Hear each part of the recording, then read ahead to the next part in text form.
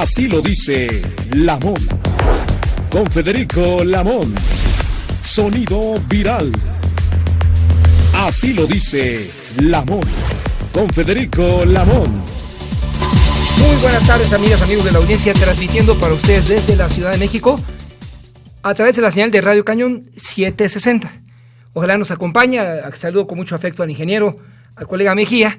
5518-7760. Hay mucha información hoy de respuestas y tenemos la carta que el presidente hizo pública.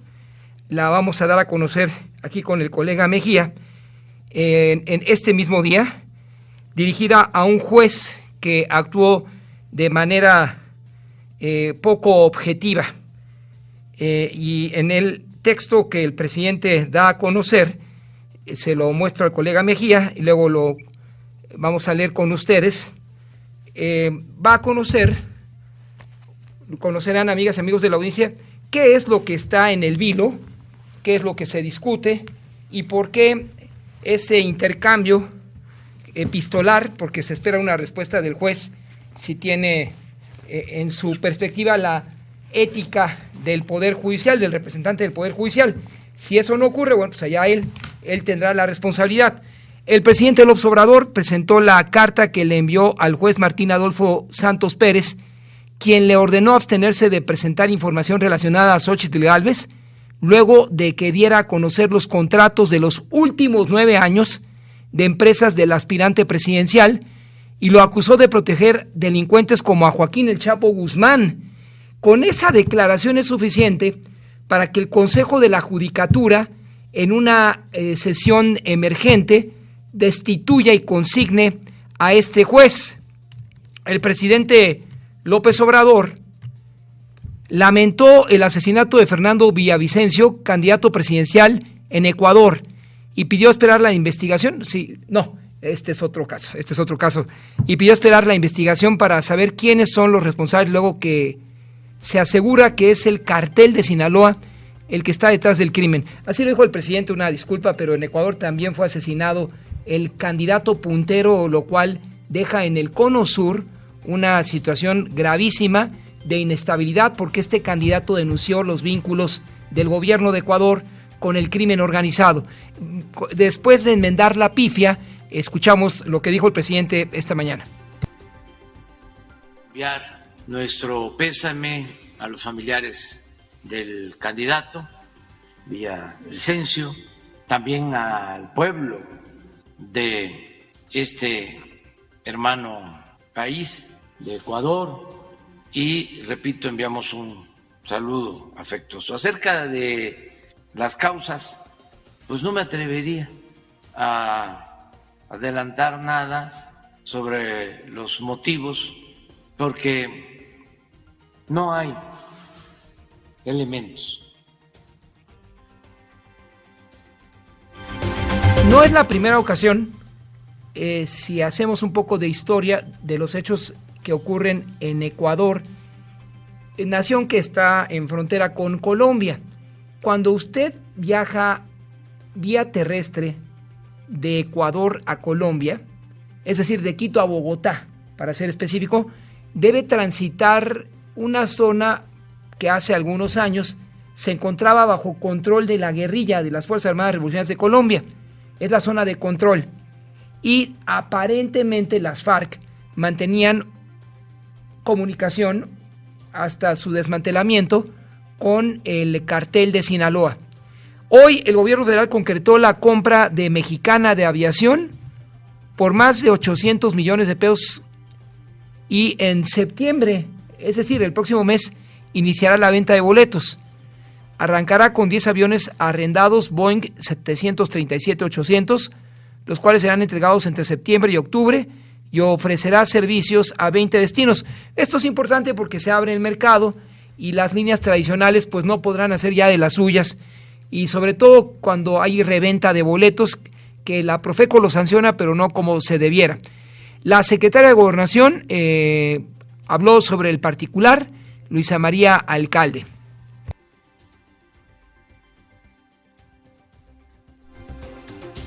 Informarles que el día de ayer, 9 de agosto, se formalizó la compraventa de las marcas de Mexicana de Aviación. Está por concluir también la compraventa de 3 inmuebles y un simulador de vuelo. A partir del próximo martes 15 de agosto se iniciará el pago a los 7,407 trabajadores. Eso expuso la titular de la Política Interior.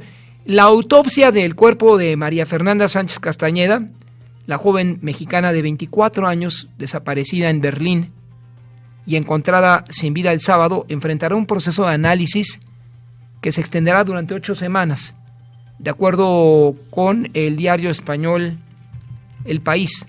Al cerrarse el registro de firmas de respaldo a los aspirantes a encabezar el Frente Amplio por México, solo cuatro aspirantes presidenciales superan el umbral de las 150,000 firmas. Se trata de Xóchitl Gálvez, Santiago Krill, Beatriz Paredes y el exsecretario de Turismo Enrique de la Madrid, lo cual ya suscitó dudas sobre la transparencia de ese proceso. Santiago Krill, aspirante del Frente Amplio, anunció que hoy pedirá licencia a su cargo como presidente de la mesa directiva e integrante de la Cámara de Diputados para continuar con su proceso rumbo a las elecciones del 2024. Miguel Ángel Mancera, quien aspiraba a la candidatura del Frente Amplio, lamentó que se le haya excluido a pesar de las más de 150,000 apoyos y dijo desconocer, así lo dijo el ex jefe de gobierno, desde qué esfera del poder se tomó esa decisión. Ah, caray. Entonces, de acuerdo con la expresión del aludido, hay una instancia arriba de los ejecutivos del FAM que toma esas decisiones. También el exgobernador Silvano Aureoles afirmó que el proceso realizado por el comité organizador del Frente Amplio por México deja muchas dudas y por ello exigió a su partido que se retire del comité organizador. Hace unos minutos el dirigente del partido Sol Azteca, Jesús Zambrano, señaló que continuarán en el frente, pero su participación tendrá una pausa, luego que los aspirantes Miguel Ángel Mancera y Silvano Aureoles quedaran fuera del proceso interno. Así lo expuso Zambrano. Seguimos ciertamente en el frente, nos mantenemos en el frente, pero hoy anunciamos que establecemos una pausa en nuestra participación en el comité, en los trabajos del comité organizador, a la espera de que se den las aclaraciones pertinentes y suficientes, como lo han estado planteando nuestros 2 aspirantes, y de lo que resulte también de lo que tengamos, espero que suceda en próximas horas. Así lo expuso Jesús Zambrano. Francisco García Cabeza de Vaca también se bajó del proceso y él se mantiene firme, pero en Estados Unidos. Para los que aún continúan con su proceso, la Sala Superior del Tribunal Electoral del Poder Judicial validó que los senadores Xóchitl Gálvez, Beatriz Paredes, como el diputado Santiago Krill, continúen con sus giras y recorridos en busca de la candidatura del Frente Amplio por México a la presidencia sin renunciar a sus cargos. Ayer falleció la diputada del PAN en el Congreso de Puebla, Aurora Sierra, a causa de un infarto durante un chequeo médico. La diputada tenía 35 años. Era licenciada en Relaciones Internacionales por la Universidad de las Américas en Puebla. En paz descanse la legisladora. La Secretaría de Educación de Nuevo León anunció que no se entregarán en las escuelas los libros de texto de la Secretaría de Educación Pública hasta que sean publicados en el Diario Oficial de la Federación. La avería de un elevador en el Hospital General de la zona número 7 del IMSS en Monclova provocó que 7 personas quedaran atrapadas por más de 3 horas. Al final fueron rescatados sin ninguna lesión.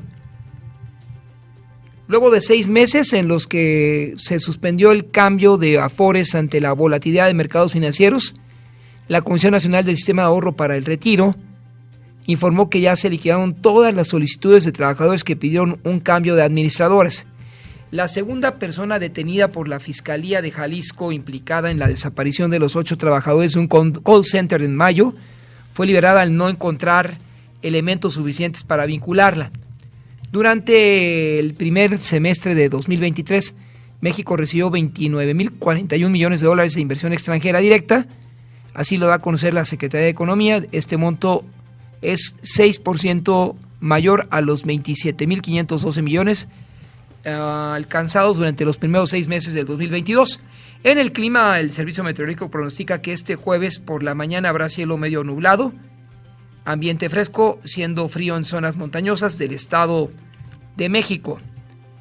A las 14 horas habrá 40% de probabilidad de lluvia, la cual aumentará en 50% a las 17, hasta las 20 horas que se reduzca a 30%. La temperatura mínima de la Ciudad de México será de 14 a 16 grados centígrados, la máxima de 27 a 28 grados. En la capital se anunció que habrá modificaciones al reglamento de tránsito e instrumentar una campaña informativa para reducir las muertes de motociclistas, los bikers, ante el incremento en el uso de este tipo de vehículos. Martí Batres señaló que en 2022 se incrementó el número de accidentes mortales de motociclistas, por lo que se determinó modificar el reglamento, será más severo. Las modificaciones al reglamento de tránsito para hacer este medio de transporte más seguro se encuentran en ampliación y descripción del equipo de seguridad, remisión a depósito vehicular por transportar a menores de 12 años, no emplear el equipo protector señalado y exceder el número de pasajeros, portar licencia tipo A1, A2 o permanente, y no podrán ser conducidas por menores de edad. Ahí queda claro. El Instituto Electoral Capitalino inició el periodo de recepción de candidaturas independientes a la jefatura de gobierno, que estará disponible a partir de este martes y hasta el próximo 28 de agosto. Labriegos y usuarios del canal de Aguas Negras Endó, ahí en Xochitlán, realizaron un plantón en las oficinas de la Comisión Nacional del Agua, la CONAGUA, en la capital, donde fueron recibidos por los funcionarios federales. Buscan soluciones definitivas para el abasto de agua, ya que en cada ciclo agrícola sufren por la falta del vital líquido. Diputados del Congreso capitalino demandaron se informe sobre los avances en la reconstrucción del Hospital General Regional número 25, Zaragoza, que fue objeto de demolición al sufrir daños estructurales a causa del sismo del 19 de septiembre. Los indígenas del Estado de México siguen siendo objeto de violación a sus derechos humanos al no proporcionarles un traductor y una adecuada defensa en ellos, afirmó la Comisión Nacional de Derechos Humanos, pero del Estado de México. Y en Los Reyes La Paz, en el oriente de la capital, en donde el 50% de la población es de escasos recursos y no cuenta con servicios médicos para ayudar a la población, el gobierno municipal inauguró un laboratorio de análisis clínicos para ofrecer estudios a bajo costo. La atención de la salud, amigas y amigos, será siempre desde la prevención. Las extorsiones no solo están afectando a los transportistas de Ecatepec, ahora piden dinero a los pequeños negocios, por lo que empezaron a cerrarlos. El presidente municipal, Vilchis, reconoció que las extorsiones se centraron más en los pequeños comercios, a quienes les piden dinero a cambio de no dañarlos. Como respuesta, los locatarios deben convocar a una pausa en el pago de predial. Si el alcalde no les sirve, la autoridad municipal menos, la de seguridad pública, verán si no hacen caso, convocando a la suspensión del pago de prediales. 12:14, estamos aquí en la señal de Radio Cañón 760. Así lo dice Lamón. Con Federico Lamón. Sonido viral. Así lo dice Lamón. La agencia digital de la Ciudad de México informaba ya desde hace algunos meses la posibilidad de extender los puntos de internet gratuito para alcanzar 33,000, resguardando la privacidad de los usuarios.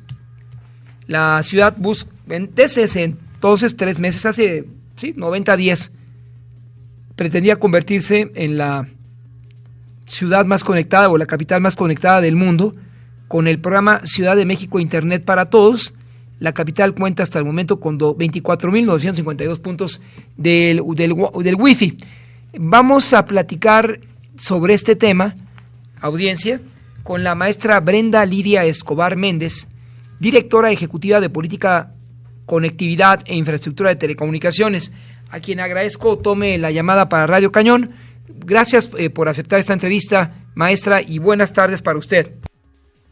¿Qué tal? Gracias, muy buena tarde, al contrario, gracias por el espacio para poder comentar sobre este proyecto importante en aras de la transformación digital en la Ciudad de México.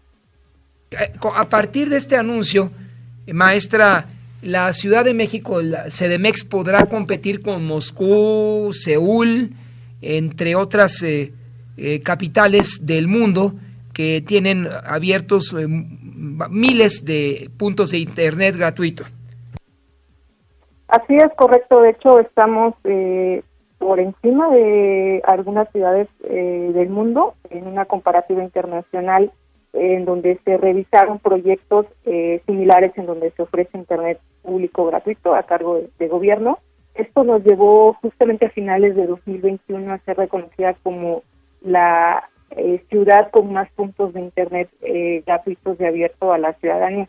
Este fue un récord que logramos en Ciudad de México con un total de 21.500 puntos. Actualmente, de hecho, ya sobrepasamos ese número, estamos en 31.296 puntos Wi-Fi en toda la ciudad, distribuidos en todas las alcaldías, y como bien mencionabas, estamos por encima de ciudades como Moscú, que actualmente tiene más de 24.371, o ciudades como Seúl, que están en el rango de 12.800, por ejemplo. Ahora, entiendo, maestra, que de las conexiones existentes en postes del C5 y pilares, estos ya existentes se suman a los que usted nos anunció, y si es así, ¿cuál sería entonces la cifra exacta de estos sitios en la capital de la República Mexicana? Claro, mira, si me permites recapitular un poco cómo ha sido el proyecto desde inicios. Fue en 2019 cuando empezamos de forma masiva a desplegar los puntos Wi-Fi. Cuando llegamos allá a principios de 2019, había más o menos 98 puntos en algunas zonas pues muy representativas de la capital, como en el Zócalo, en la Alameda, en Reforma, y lo que nosotros planeamos fue un programa de despliegue pues masivo que pudiera cubrir prácticamente todas las zonas de la ciudad. Y en principio, como señalas, lo que hicimos fue empezar a instalar estos puntos en los postes que en este momento albergaban solamente las cámaras de videovigilancia y alerta sísmica del C5. Lo que hicimos fue colocar una antena Wi-Fi, y eso nos permitió activar en este primer año alrededor de 13.700 puntos Wi-Fi en postes del C5, y ese mismo año también, en 2019, empezamos a instalar el Wi-Fi en los pilares, que también es un programa muy importante de centros comunitarios y puntos en donde hay talleres culturales deportivos que se hizo también y se han estado construyendo en esta administración. En el caso de pilares, ahorita tenemos 292 pilares con puntos Wi-Fi. En todos los pilares hay un aula de cómputo en donde se da el servicio de internet para uso abierto de la población y de la gente, vecinos que quieran asistir, y también hay el servicio Wi-Fi en las áreas comunes de los pilares. Y a lo largo de estos años, de 2019 a la fecha, se han ido agregando zonas en donde pues, se ha puesto la cobertura Wi-Fi, por ejemplo, en las dos terminales del Aeropuerto Internacional de la Ciudad de México. Se agregaron más de 6.000 postes que también son del programa Mi Calle, de C5. Se puso el servicio Wi-Fi en todas las escuelas primarias y secundarias de la ciudad, también en las universidades de la Ciudad de México, como la Universidad de la Salud, la UACM, la Universidad Rosario Castellanos, todos los planteles del Instituto de Educación Media Superior también. Y después, te lo estoy contando un poco de manera cronológica, después agregamos el servicio en las estaciones de cablebús de las dos líneas, línea 1 y línea 2, conforme se fueron construyendo, y en materia de transporte también en todas las estaciones de Metrobús. Son 226 estaciones, me refiero solamente a las que son cerradas, ¿no? Los parabuses pues están de alguna forma cubiertos con los que tenemos en postes de C5, y ahora estamos instalando el servicio Wi-Fi en unidades habitacionales. Hasta ahora llevamos alrededor de 1.600 unidades habitacionales con el servicio de Wi-Fi en áreas comunes, Y es así como al día de hoy hemos llegado a tener 31.296 puntos de acceso a la fecha. Ahora, preguntarle, maestra, en las unidades habitacionales tan pobladas de esta capital como el Rosario y otras más, ¿no habrá problema ahí de saturación en la distribución de este servicio? Lo que hacemos justo en esas unidades que son tan amplias como la que mencionas del Rosario, de Tlatelolco, de Culhuacanes, es hacer el dimensionamiento con base en el área, pero además en el número de habitantes. No significa que vamos a poner o que estamos poniendo el mismo número de puntos Wi-Fi en una pequeña o en una grande. Hacemos el dimensionamiento porque en esas hay más de una. Hay algunas en donde tenemos 40 puntos en esas áreas, justo para poder tener la capacidad y evitar esto que mencionabas de posible saturación, ¿no? Y los puntos de acceso pues también tienen una limitante técnica, que es cómo funcionan todos las antenas de este tipo, más o menos soporta alrededor de 40 a 60 usuarios de manera simultánea, ¿no? Entonces, lo que nosotros dimensionamos es con base en la capacidad de la antena y también en la población que habita en esas unidades para poder estar cubiertos. Y la idea es tener este servicio, en caso de unidades habitacionales, en áreas comunes de estas unidades. Ahora, maestra, otro tema importante respecto a la velocidad de los megabytes por segundo. Son temas tal vez menos importantes, pero así nos pregunta la audiencia si hay posibilidad de responder. Precisamente nos dice la audiencia, ¿cuentan con qué velocidad o megabytes, así entiendo esta llamada, para mejor información a quien le escucha aquí en Radio Cañón? Sí, claro, mira, tenemos servicios, más de casi 14,000 de los que se mencionaba, con una velocidad de 100 megabits por segundo. Estos 100 megabits podrían estar, digamos, abiertos, pero lo que hacemos para mejorar la experiencia del usuario es hacer algo que conocemos como un perfilamiento de usuarios, es decir, esos 100 megas lo repartimos de mejor manera y hacemos una configuración de perfil de usuario que permite 5 megabits de bajada y 3 megabits de subida. Además, tenemos algunos puntos, alrededor de 15,000, con 50 megabits por segundo y 1,400 más o menos con 200 megabits por segundo. Estas velocidades que yo te comento se configuran para tener, en los tres casos de estas distintas tres velocidades, tener una experiencia de usuario de 5 megabits por segundo de bajada y 3 megabits por segundo de subida, para el que te permite, de hecho, inclusive hacer streaming, consultar internet, mandar correos, ver videos de YouTube. Prácticamente te permite esa velocidad garantizada por usuario, hacer estas cuestiones que día a día se requieren, inclusive una videoconferencia. Finalmente, maestra, agradeciendo su disposición respecto a los datos personales, y dado que recientemente en la Cámara de Diputados, en la Federal, escuchábamos a un legislador hablar precisamente de ataques de ciberseguridad. Entiendo que hay una policía cibernética en la Secretaría de Seguridad Pública capitalina, o se coordinará con la Federal. ¿Ahí qué podría precisar, maestra? Mira, respecto al servicio Wi-Fi, y es muy importante la pregunta que haces, es si me gustaría aclarar y que la ciudadanía también lo tenga, tenga esa certeza de que en el uso del servicio no se solicitan datos personales o de cualquier otro tipo. Hay algunas redes de Wi-Fi que se dicen abiertas, pero para que te puedas conectar o para que puedas usar el servicio, te piden un formulario de registro, no sé, correo electrónico, la cuenta de alguna red social. En este caso no, la red está totalmente abierta, no solicitamos ningún dato de cualquier tipo, y tampoco se visualizan los datos de navegación. Nosotros no lo hacemos, a diferencia de otras redes, ¿no? Y eso lo pueden comprobar en cuanto identifiquen la red que se llama CDMX Internet para Todos. Pueden seleccionar la red, se conectan y pueden validar que no se les solicitan datos personales, ¿no? Y de hecho esto lo llevamos a una iniciativa de ley. De hecho, la ley fue aprobada en febrero de 2023, este año apenas, que es la ley para garantizar el acceso libre y gratuito al Internet de la ciudad, en donde se dice que en principio se establece el servicio de acceso a Internet como un derecho que será gratuito en espacios públicos, y que en esos espacios públicos no se deberán solicitar datos para poder realizar la conexión o para navegar, ¿no?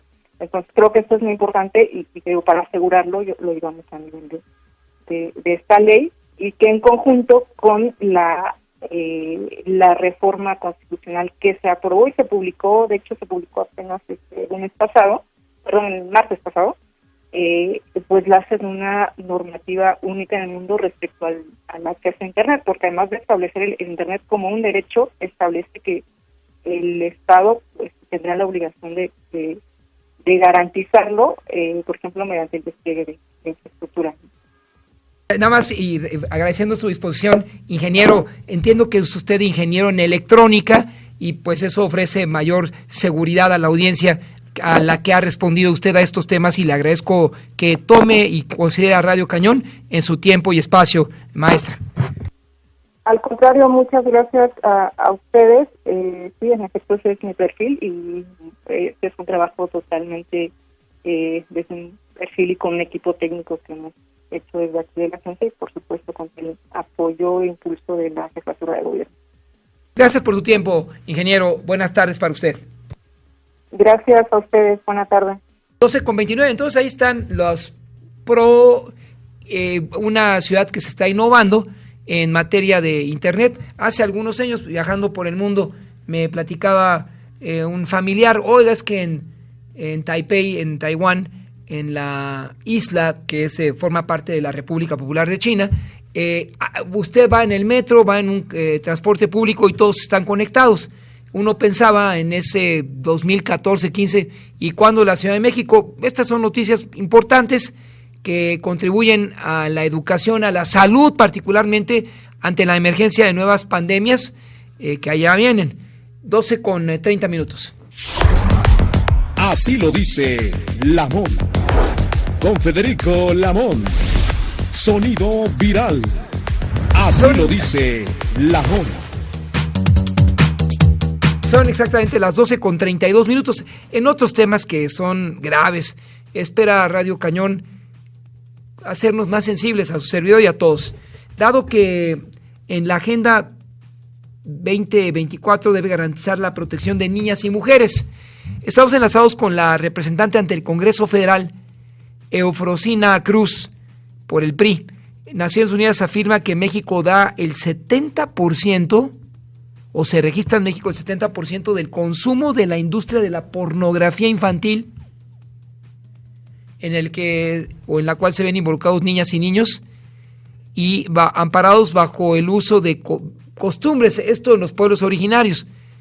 Le agradezco, diputada, tome la llamada para Radio Cañón 760, que se escucha hasta la Baja Mixteca de la entidad de usted en Oaxaca. Buenas tardes, diputada.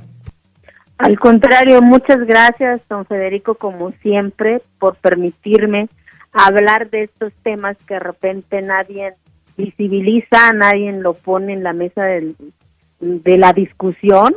Pareciera ser que las niñas y los niños pues no importan, ¿no? Cuando hoy, vergonzosamente, somos el país que da más al mundo el consumo de la industria de la pornografía infantil. De ese nivel es la gravedad de lo que estamos haciendo con nuestras niñas y niños. Y nadie lo visibiliza. Tenemos una legislación que da una sanción privativa de libertad de 3 a 6 años por abuso sexual pornográfica, ¿no? Entonces, por eso es tan importante revisar las legislaciones de nuestro país y también gritar al mundo también en estos países que son los más que consumen, pues la pena y la sanción por la pornografía infantil pues es casi de risa. Pues hay países en donde dan 1 año, donde dan 8 años, donde ponen multa, etcétera, etcétera, ¿no? Entonces también como sociedad, ¿qué vamos a hacer para detener esta industria que abusa y ultraja el cuerpo de las niñas y de los niños? Qué rotundo última expresión, diputada. Ultiman, degradan, laceran la condición física de las niñas y los niños. Pero déjeme regresar a Oaxaca, a su entidad de origen. Se conoce, diputada, que en Oaxaca hay municipios que se rigen precisamente por usos y costumbres. Entonces es difícil que la ley constitucional pueda ingresar ahí, y son entonces los padres de los líderes comuneros de las comunidades los que deciden hasta la suerte de sus hijos. Pero ahí es en donde creo que ese es el argumento más fácil que hemos dado como sociedad, porque todas y todos lo hemos solapado, es decir, es que es la costumbre de la comunidad, es que así es. A ver, señores, aquí no puede haber ninguna costumbre ni una cultura, aquí es abuso sexual, aquí es pornografía infantil, en cualquier sociedad, y por lo tanto como sociedad tenemos que empezar a visibilizarlo, a nombrarlo y sobre todo a sancionar estas prácticas si hay en estas comunidades. Pero vuelvo y repito, en las comunidades se dan los matrimonios infantiles, que va implícita pues la pornografía infantil, y la pornografía infantil y la industria de la pornografía infantil se da en las grandes ciudades de este país, los famosos destinos turísticos pornográficos. ¿Y quiénes consumen eso? Pues los adultos. ¿Y quiénes vienen a consumir a este país? Muchos de los extranjeros que se llaman países desarrollados, Estados Unidos, Canadá, Francia, etcétera, etcétera, que tienen legislaciones que da vergüenza, que no sanciona este tipo de acciones también. En este mismo año, diputada, revisando las notas informativas, ustedes plantearon, de todos los grupos políticos en el recinto de San Lázaro, al Senado de la República aprobar la minuta que prohíbe el matrimonio infantil, como impulsar la agenda de género y trabajar por las mujeres y niñas mexicanas. ¿Qué sucedió? Ya se aprobó el 14 de abril, ya se publicó en el periódico oficial de la Federación referente a los matrimonios infantiles o equiparables. Por eso ahora es importante aumentar la pena en lo que se refiere a la pornografía infantil, porque hoy la legislación en el Código Penal te marca una sanción de 3 a 6 años. Eso es una aberración. No puede ser que quien ultraje, quien violente el cuerpo de una niña tenga una sanción privativa de esa calidad. Debería ser la máxima pena también el abuso y la pornografía infantil en nuestras niñas y niños. Por eso parte del vamos a proponer ahora es la máxima quienes hacen este tipo de acciones en el cuerpo de las niñas y de los niños, porque al final del día es un abuso sexual digital, porque exhiben el cuerpo de una niña o de un niño. Qué terrible esto, diputada. Respecto a lo que usted también planteó hace unos meses, en cuanto a que la agenda de género quedó relegada en la presente legislatura, y pese a sanciones como castigar a aquellos aspirantes a cargos de elección popular que no cumplan con la pensión, pues hayan violentado eventos en sus hogares, todavía no hay una prioridad y la agenda favorece más a los hombres. Entiendo o infiero que esa fue su participación en el Congreso, y si no, nos corrige desde luego, diputada. Pues está pendiente las acciones afirmativas que reforma desde la Constitución, muchos de estos conceptos, pero pues ahí está atorado. Vuelvo y repito, como siempre lo he dicho, pues tener un Congreso paritario no garantiza que haya causas de las mujeres. Por eso es tan importante el que lleguen las mujeres con causas, con agenda de las niñas, con agenda de las mujeres, porque eso se refleja en el tablero, más allá si eres derecha o izquierda, como siempre lo he dicho, es que compromiso se tiene con las causas para detener la violencia hacia las mujeres hoy por hoy, que hoy ahí están los datos, no lo digo yo, ahí está, todos los días nos enteramos que una niña fue violada, que una niña fue casada, que una mujer fue violentada en su espacio del hogar, que 14 mujeres son asesinadas en este país, ¿no? Y más sin embargo, pues no hay recursos para los refugios, para las mujeres, para las estancias infantiles, etcétera, etcétera. Por eso es tan importante, espero que en este inicio de periodo en septiembre, pues de verdad la agenda de las mujeres esté ahí en el centro de la mesa de discusión. Ya se tendrá que pensar en la reelección, diputada, para precisamente dar continuidad a esta legislación, porque si no llega una nueva legislatura y los puntos fundamentales que restituyen salud mental, dignidad a las mujeres se desvanecerán de nueva cuenta. Exactamente, son retrocesos que sufren las niñas, las mujeres, y por eso es tan importante, pues, hoy contigo decir que seguimos dando la batalla, pero necesitamos que las y los diputados, las y los senadores también abracen esta agenda. Vuelvo y repito, no puede ser que seamos vergonzosamente el país que le da más al mundo el 70% de esa industria de la pornografía infantil. Somos los que lo produce y lo que también consume. Estamos por debajo de Filipinas. Filipinas ocupa el primer lugar en consumo. De esa magnitud es la gravedad y de la ausencia del Estado en la protección de los derechos de nuestras niñas y de nuestros niños. Diputada, ¿algún comentario que desea agregar? Agradeciendo su disposición de tomar la llamada a Radio Cañón 760. No, pues al contrario, siempre agradecer por este espacio y decirles que las niñas sí importan, que las niñas sí tienen que tener derecho a una vida libre de violencia y tiene que iniciar por nosotras y nosotros. Son nuestras niñas mexicanas, son nuestros niños mexicanos y nadie tiene derecho de ultrajar o de decidir la vida de una niña. Por lo tanto, pues ahora que ya se logró en el Código Penal Federal la sanción privativa de los que intervengan en un matrimonio infantil o equiparable, ahora vamos para que la pornografía infantil, que al final del día es abuso sexual digital, tenga la máxima sanción en este país. Diputada, un último tema que se separa de la propuesta original es el desarrollo de la red ferroviaria del interoceánico. ¿Cree que el interoceánico, que ofrece además incentivos fiscales para inversionistas internacionales que quieran apostarle a la región, pueda también regresar, perdóneme la palabra, la modernidad, a población de los pueblos originales que aún vive como 50 años de retraso atrás? Primero, Federico, no puedo hablar de eso cuando en mi país estamos violentando el cuerpo de una niña. Ya no puedo hablar de avance de desarrollo cuando la pornografía infantil sea una industria redituable a muchas y a muchos. Por lo tanto, mientras que no garanticemos la seguridad de nuestras niñas, no puedes hablar del desarrollo del tren interoceánico cuando estamos desprotegiendo a lo más importante que tenemos, que son nuestras niñas y nuestros niños. Diputada, gracias por tomar la llamada a Radio Cañón.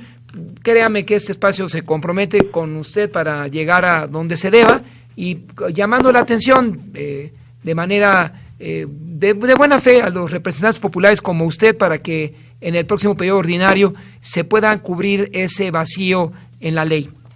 Muchas gracias, al contrario, y estaré informando el día que presente yo la iniciativa para aumentar y sancionar con más rigidez la pornografía infantil en este país. Muy gracias, diputada, y no le baje la guardia ahí. Buenas tardes para usted. Gracias, igualmente.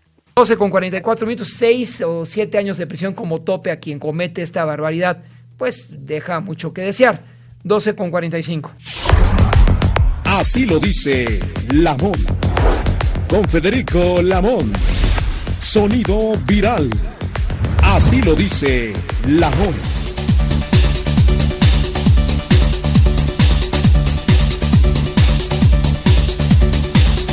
En el Día Internacional de los Pueblos Originarios fue visible la participación de la Coordinación Artesanal Indígena de la Ciudad de México, a la cual pertenece la comunidad Mazahua y de la que forma parte Rocío Márquez. Le agradezco tomar la llamada para Radio Cañón Buenas tardes para usted. Buenas tardes, gracias por el espacio. ¿Cómo recordar esa afrenta que aún nos castiga con el tiempo, doña Rocío? La conquista, el yugo del conquistador y todavía remanentes de esa cultura que se expresan en una discriminación sistemática en estos días hacia los grupos originales. Pues la cera, aún tenemos heridas abiertas ante la invasión, ante el despojo, ante el genocidio. Las comunidades indígenas y pueblos originarios de la Ciudad de México y de nuestro país, pues seguimos en lucha y en resistencia. Es imposible encontrarnos en nuestro presente sin ir hacia nuestro pasado. El tema de la discriminación, el racismo, la falta de empatía hacia las comunidades y pueblos originarios que históricamente hemos sido relegados, hemos estado incrustados en roles de sumisión, hemos sido utilizados, hemos sido manipulados, hemos sido engañados, hemos sido pisoteados. Pero mantenemos la lucha en la resistencia al hablar nuestras lenguas maternas, al portar nuestras vestimentas, al evitar que mueran nuestras tradiciones, y también mantenemos ese vínculo y esa armonía con nuestra madre tierra que lamentablemente ahora cada vez es más escaso encontrar empatía cuando nosotros intentamos abonar o opinar desde las cosmovisiones de las comunidades, pues no hemos tenido eco. Pero seguimos en lucha, seguimos en resistencia y somos guardianes y guardianas de la riqueza cultural de nuestro país. Somos raíz, somos historia y vamos a permanecer a pesar de los embates del tiempo y a pesar de los embates de personajes que solo abonan a sus intereses. A lo largo de la historia hemos sido el botín de guerra, pero seguimos construyendo nuestro proceso para poder tener el acceso a todas las oportunidades como todos y todas las mexicanas los deberíamos tener. Ahora, en este día importante celebrado recientemente, ¿cree que exista ya entre las comunidades indígenas ñañú, Querétaro, Hidalgo, por citar un caso, los mazahuas, zapotecas, incluidos los afrodescendientes que se encuentran en la costa chica de Guerrero, un sentimiento entre ellos de grupo originario y puedan resistir todas las afrentas que han vivido, incluso en esta Ciudad de México, que culminaron con la destitución de una importante efigie aquí en la calzada de Reforma o en la avenida Reforma? No sé si me explique, pero si prevalece entre ellos ese sentimiento de unidad, de la esencia de lo que representan algunas de las diferentes comunidades que hay en el país. ¿Y cuántas son, por favor, maestra? Bueno, primero, el pueblo ñañú, primos hermanos de la comunidad mazahua, existe dentro de las comunidades, los regimos por usos y costumbres. Y en el marco de las cosmovisiones de las comunidades indígenas, hay varias reglas, mandatos. Uno de ellos es servir y no servirse y mandar obedeciendo. Dentro de las diferentes y variadas cosmovisiones de las comunidades, ese es un eje rector. El tema de la joven de Amajac es un parteaguas en la lucha por ser visibilizados y reconocidos, y es un proceso de reivindicación, y la joven de Amajac es un paso muy importante.